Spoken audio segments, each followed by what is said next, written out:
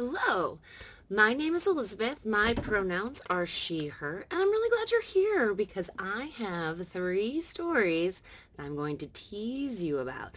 All of them are quick reads and I highly recommend them, especially if you love creepy and horror and gore.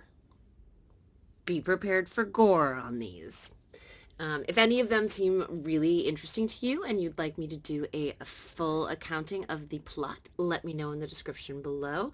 Other than that, join me for the ride.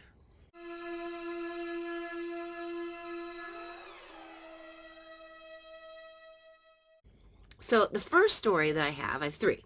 The first story is The Haar by David Sodergren. Now, the Haar is a Scottish term for the very thick fog that rolls in off the ocean in coastal towns.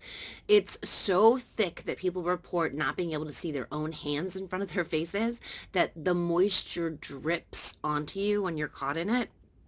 This is the story of a small town that has had most of the land surrounding it purchased by a real estate tycoon from America so that he can build a golf course.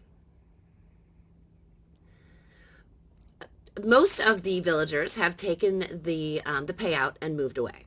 At the start of the story, only 9 people remain steadfast and not willing to move, although the very first scene, they have a discussion and they lose 3 people. So they're already down to 6, like by the end of the first chapter.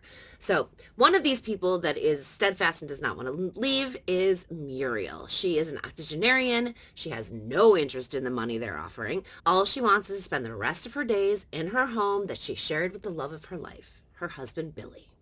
Billy was a fisherman, and 12 years ago, he went out onto the water and never came back.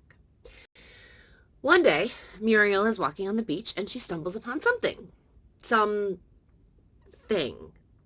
But somehow that something can sound like her Billy. So she gathers the creature up and she takes it home to nurse it back to health.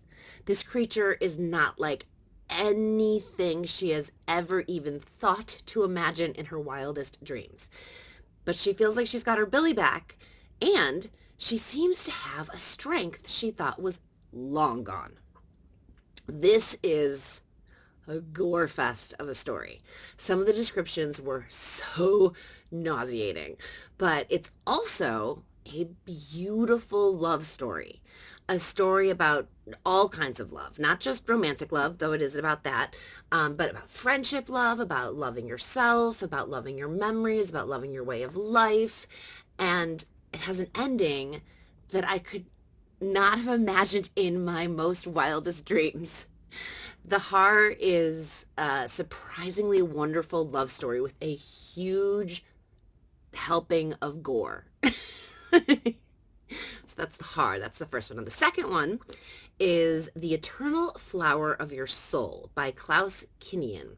Now, it's going to help to understand this one if you've heard of Marie Kondo. She was an Asian influencer who taught people how to get rid of their clutter by holding each object and deciding if it sparked joy or not. If not, it wasn't worth hanging on to.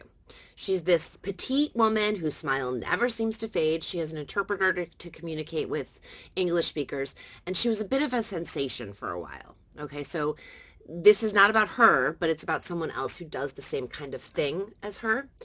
Asian minimalism is a style many people strive for, but most cannot accomplish it. This is the story of an Asian influencer who is filming her very last upload. She's doing a major cleanup of her space, her life, and those in her life. All I can say is hang on for a crazy ride. A few times I had to put the book down so that I could be like, ugh, and then shake it off, get back to reading. This story, if you're anything like me, will leave your jaw on the floor. Now, the last book I have to tease you about today is Dear Laura by Gemma Amor. I'm not sure how to pronounce that. My apologies if I don't pronounce names correctly. Okay, Dear Laura. Laura grew up in the same neighborhood with Bobby. They were best friends since they were kids, and just recently, since turning 14, they had started to see each other a little differently. In fact, Bobby took Laura out on a date, and he'd even kissed her. It was her first kiss, his too, of course. The next morning, they see each other at the bus stop, just like every morning, but Laura has to run back to her house because she forgot something. She gets back to the bus stop just in time to see Bobby hop into a car with some man. She's so confused. What is he doing? He doesn't even look at her. He just gets in the car and leaves. And then Bobby would never be seen again. But the trauma does not end there, because Laura receives a strange letter from someone who signs his name X.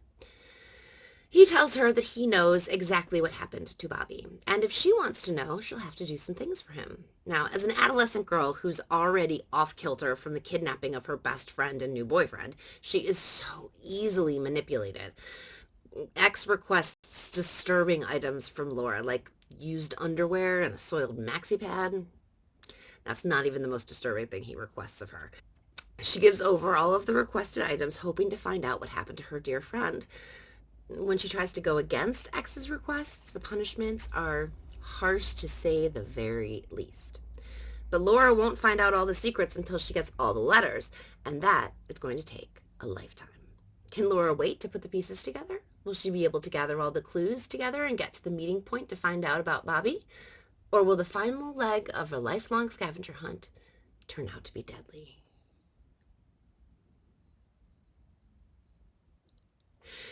This one is also got some very disturbingly gory scenes.